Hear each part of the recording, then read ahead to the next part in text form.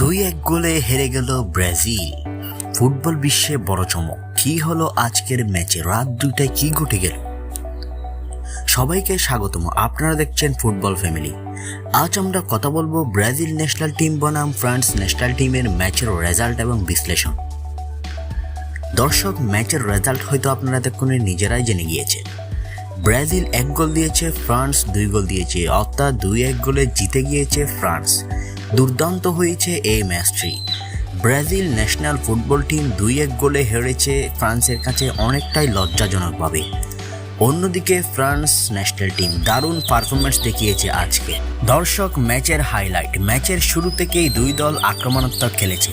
France দ্রুত গোল করে এগিয়ে যায়, আর পুরো ম্যাচের তাদের আক্রমণ ছিল খুবই ধারালো। শেষ পর্যন্ত 2-1 গোলের ব্যবধানে ম্যাচটি নিজেদের করে নেয় ফ্রান্স।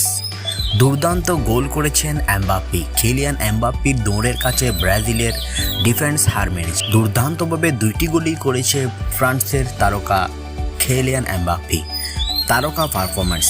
ফ্রান্সের হয়ে কিলিয়ান এমবাপ্পে দুর্দান্ত পারফর্ম করেছে। অন্যদিকে ব্রাজিলের হয়ে নেইমার জুনিয়র চেষ্টা করলেও জয় এনে দিতে পারেনি। ব্রাজিল কেন হারলো? ব্রাজিলের হারের প্রধান কারণ সুযোগ মিস করা। তারা অনেকগুলো গোলের সুযোগ পেয়েছিল, কিন্তু এগুলো তারা মিস করেছে। অপরদিকে হলো ডিফেন্সের ভুল। ব্রাজিলের ডিফেন্সের অনেকগুলোই সমস্যা হয়েছে। ব্রাজিলের প্রয়োজন ডিফেন্সের সমস্যাগুলোকে সমাধান করা। এছাড়াও রয়েছে ব্রাজিলের ফিনিশিংয়ের দুর্বলতা। ব্রাজিল ফিনিশিংয়ে অনেকটাই দুর্বল হওয়ার কারণে 2টি গোল তাদের হজম করতে হয়েছে। এই জায়গাগুলোতেই পিছিয়ে পড়েছে ব্রাজিল। সব নিয়ে 2-1 গোলে হেরে ব্রাজিলের জন্য এটা বড় হতাশা, আর ফ্রান্সের জন্য অসাধারণ জয়।